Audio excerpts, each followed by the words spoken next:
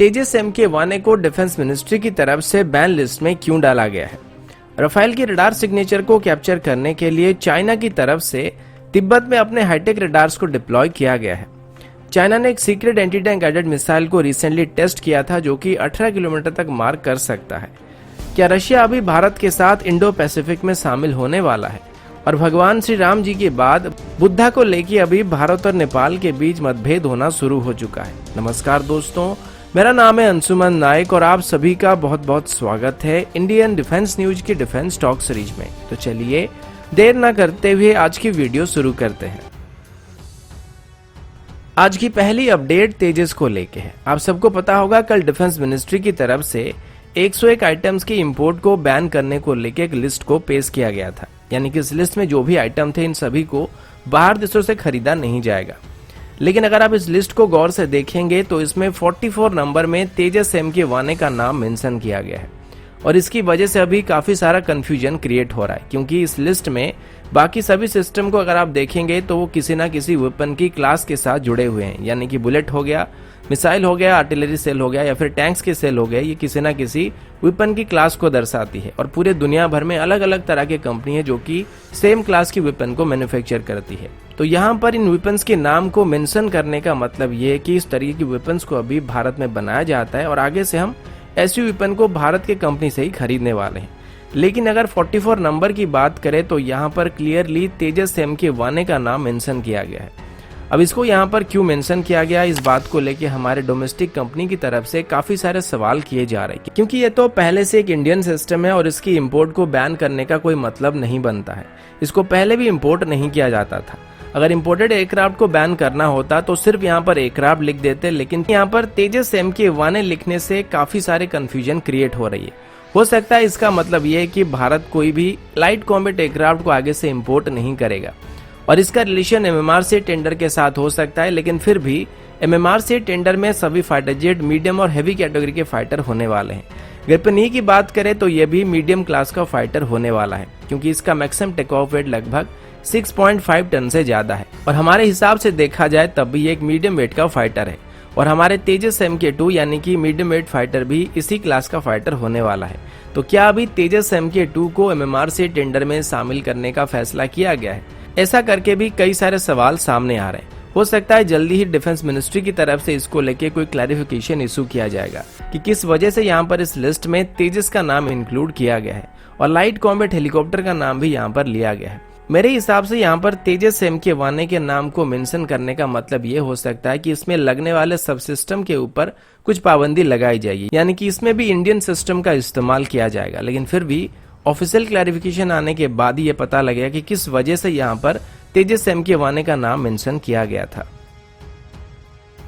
अब आगे बढ़ने से पहले वीडियो को लाइक कर दीजिएगा। साथ ही जो लोग पहली बार हमारे चैनल को देख रहे हैं या फिर अभी तक हमारे चैनल को सब्सक्राइब नहीं किए हैं, चैनल को सब्सक्राइब करना मत भूलिएगा। अगला अपडेट राफेल को लेके है। आप सबको पता होगा कि भारत को अभी 5 राफेल जेट मिल चुके हैं और इनको अभी पूरी तरीके से ऑपरेशनल कर दिया गया है। आप में से कुछ लोगों ने मेरे साथ राफेल के कुछ लेटेस्ट वीडियोज भी शेयर किए थे।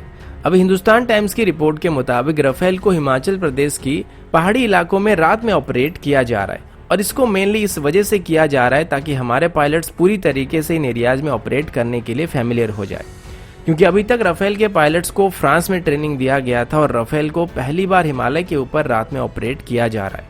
इसी दौरान इसमें मेच्योर मिसाइल और स्कैल्प जैसे मिसाइल को इंटीग्रेट करके कैप मिशन में भेजा जा रहा है, जिससे साफ होता है कि किसी भी तरह के चाइनीज एग्रेशन को काउंटर करने के लिए इंडियन एयरफोर्स की तरफ से प्रिपरेशन किया जा रहा है। लेकिन यहाँ पर राफेल को और हमारे सभी फ्रंटलाइन फाइटर जेट्स को चाइनीज रडार से दूर रखने की कोशिश किया जा रहा है। चाइना की तरफ से अभी तिब्बत में पहाड़ियों के टॉप में अपने सिग्नल इंटेलिजेंस रडार को फिट किया गया है, जिससे वो लाइन ऑफ एक्चुअल कंट्रोल के पास कैप मिशन में जाने वाले किसी भी इंडियन एयरफोर्स के फाइटर जेट के सिग्नल को मैप करने के लिए कोशिश कर सकते हैं, या यूं कहें कि रडार सिग्नेचर को कैप्चर कर सकते हैं।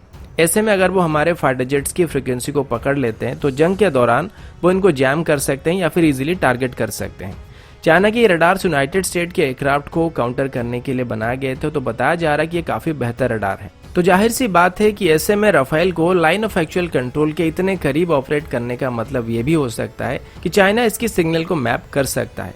लेकिन यहाँ पर भी एक ट्विस्ट है, क्योंकि इंडियन राफेल्स में पीएसपी यानी कि प्रोग्रामेबल सिग्नल प्रोसेसर का इस्तेमाल किया जाता है, जो कि डिफरेंट सिचुएशन में डिफरेंट तरह के सिग्नल को जनरेट करते हैं। और अभी टेस्टिंग मोड में इसका जो सिग्नल रहने वाला है, इसका रियल सिग्नेचर कॉम्बैट मोड में काफी अलग होने वाली है, जिस वजह से चाइनीज रडार इसकी एक्चुअल सिग्नेचर को इतनी आसानी से मैप नहीं कर सकते हैं। और जब भी राफेल को कोई रडार डिटेक्ट करता है तो इसका पहले ही राफेल को पता लग जाता है, और इसके बारे में आपको कभी और डिटेल में बताऊंगा। अगला अपडेट चाइना को लेके है। पिछले महीने मैंने आपको बताया था कि चाइना की तरफ से अभी एक secret anti tank guided missile को टेस्ट किया जा रहा है। इसके बारे में अभी कुछ और खबर सामने आई है। चाइनीज स्टेट मीडिया की तरफ से रिलीज किए गए इमेजेस और वीडियोस से पता लगा है कि चाइना इसे एक रिसेंट ट्रेनिंग एक्सरसाइज में इस्तेमाल कर रहा था, और इसे चाइना अपनी जेट 10 हेलीकॉप्टर से फायर कर रहा था। डिफेंस वर्ल्ड नेट के मुताबिक ये एक तरीके का laser guided air to ground missile है, और इसे चाइना एंटी आर्मर रोल के लिए डिप्लॉय कर सकता है। इसका नाम KD-10 बताया जा रहा है, जो कि एक फायर एंड फॉरगेट मिसाइल है, और इसको अभी टैंक और आर्मर्ड व्हीकल को नष्ट करने के लिए इस्तेमाल किया जा सकता है। चाइना अपनी जेट 10 हेलीकॉप्टर्स को यूनाइटेड स्टेट की अपाची हेलीकॉप्टर की बराबरी का मानता है, और अभी इसमें चाइना एक नई मल्टी मिशन रडार को भी टेस्ट कर रहा है। ऐसे रडार को भी जेट 10 हेलीकॉप्टर के साथ साथ चाइना अपनी जेट 19 हेलीकॉप्टर्स में भी इंटीग्रेट करने की कोशिश कर रहा है। चाइनीज क्लेम के मुताबिक अभी जिस तरीके की नई मिसाइल को टेस्ट किया गया था, इस तरीके का एक और मिसाइल भी चाइना के पास मौजूद है, और ये नोरिनको की ब्लू एरो मिसाइल है। इसको शॉर्ट में BA-21 कहा जाता है, और ये AKD-10 मिसाइल का एक अपडेटेड वेरिएंट है। इसकी रेंज के बारे में ऑफिशियली तो नहीं बताया जाता है, लेकिन रूमर के मुताबिक ये लगभग 18 किलोमीटर तक मार कर सकता है। अगला अपडेट भारत और रशिया को लेके है। आप सब जानते हैं कि भारत और चाइना के बीच अभी कैसे तनाव चल रहे हैं। इसी वजह से ये डाउट किया जा रहा था कि शायद भारत इस बार शंघाई कोऑपरेशन ऑर्गेनाइजेशन के द्वारा आयोजित होने वाली एक्सरसाइज में पार्टिसिपेट नहीं करेगा। लेकिन कल एक अपडेट आया था कि अक्टूबर में रशिया के प्रेसिडेंट व्लादिमीर पुतिन भारत के गश्त पर आने वाले हैं। साथ ही आज ही अपडेट आया कि भारत की तरफ से अभी शो में पार्टिसिपेट करने का फैसला किया गया है, और पहले जो उम्मीद किया गया था कि भारत इसमें पार्टिसिपेट नहीं करेगा, वो गलत साबित हो चुका है। इसमें भारत की तरफ से करीब 150 मेंबर की टीम को भेजा जाएगा, जिसमें हमारे तीनों सेनाओं के जवान शामिल होंगे। इस एक्सरसाइज को अभी 15 सितंबर से 26 सितंबर के बीच कंडक्ट किया जाएगा, और इसमें यूरोप और एशिया के लगभग 18 देश पार्टिसिपेट करने वाले हैं। इसमें चाइना और पाकिस्तान भी शामिल होंगे। पिछली बार जो भी इसमें पार्टिसिपेट कर रहे थे, उन सभी देशों को अभी रशिया की तरफ से आमंत्रित किया गया है, लेकिन उन सभी की तरफ से अभी रिप्लाई आना बाकी है। पेंडेमिक की वजह से इस एक्सरसाइज का शेड्यूल थोड़ा गड़बड़ हो गया था, जिस वजह से अभी डाउट किया जा रहा है कि सभी देश जो पिछली बार इसमें पार्टिसिपेट किए थे, इस बार पार्टिसिपेट नहीं कर पाए। लेकिन पाकिस्तान इसमें पार्टिसिपेट करने वाला है, और इसकी चांसेस काफी ज्यादा है। पिछली बार जब ये एक्सरसाइज हुआ था, तब भारत और पाकिस्तान के सैनिकों ने एक साथ काउंटर टेररिस्ट ऑपरेशन को किया था, और इस बार भी ऐसा कुछ देखने को मिल सकती है, क्योंकि रियलिटी में तो हमको ये कभी देखने को नहीं मिलेगा जहां पर भारत और पाकिस्तान की मिलिट्री एक साथ मिलकर काउंटर टेररिस्ट ऑपरेशन को कर रहे होंगे। अगला अपडेट इंडो पैसिफिक को लेके है। जिस तरीके से चाइना अभी इंडियन ओशन में भारत को घेरने की कोशिश कर रहा है और भारत की पड़ोसी देशों को अपने तरफ खींचने की कोशिश कर रहा है, वैसे ही चाइना को काउंटर करने के लिए भारत अभी इंडो पैसिफिक में जापान, यूएस और ऑस्ट्रेलिया के साथ साथ और भी कई सारे एशियन नेशन को शामिल करने की कोशिश कर रहा है। इसमें अभी भारत श्रीलंका, बांग्लादेश, म्यांमार और साउथ अफ्रीकन नेशंस को शामिल करने की कोशिश कर रहा है। भारत का कहना है कि इंडो पैसिफिक सभी देशों के लिए फ्री पैसेज है और इसमें कोई अपना दावा नहीं कर सकता है। इसी बीच अभी रशिया को भी भारत इसमें शामिल करने की कोशिश कर रहा है, और इसके लिए अभी भारत की तरफ से रशिया को ऑफिशियली प्रपोजल दिया गया था, क्योंकि सीधे तौर पर अगर यहाँ पर यूएस की तरफ से रशिया को ऑफर दिया जाता है तो बहुत ही कम चांसेस है जहां पर रशिया इसमें शामिल होने के लिए राजी होगा। लेकिन भारत यहां पर रशिया का एक क्लोज डिफेंस पार्टनर है, साथ ही भारत का संपर्क रशिया के साथ काफी अच्छा है। तो ऐसे में अगर भारत रशिया को अप्रोच करता है तो ज्यादा चांसेस यही होगा कि रशिया यहां पर इनकार नहीं करेगा।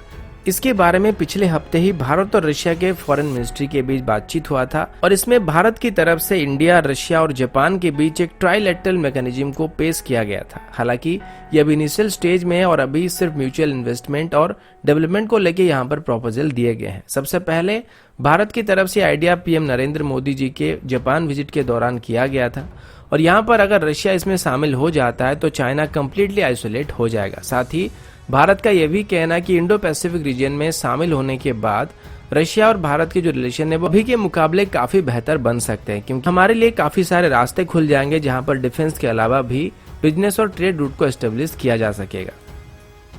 अगला अपडेट नेपाल को लेके।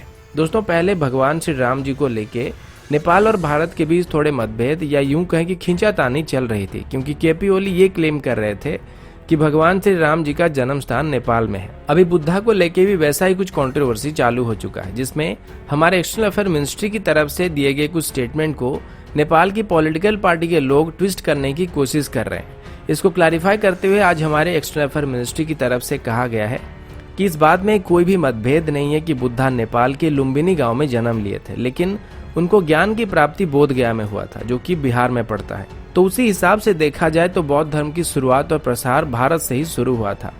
और अभी हमारे एक्सटर्नल अफेयर मिनिस्ट्री की स्टेटमेंट के मुताबिक बुद्धा के दौर में नेपाल एक अलग देश नहीं था और ये एंशिएंट भारत का एक हिस्सा था। तो यहाँ पर अगर हम केपी ओली की लॉजिक को अप्लाई करते हैं तो उस हिसाब से देखें तो बुद्धा भी इंडियन थे, साथ ही केपी ओली भी इंडियन है।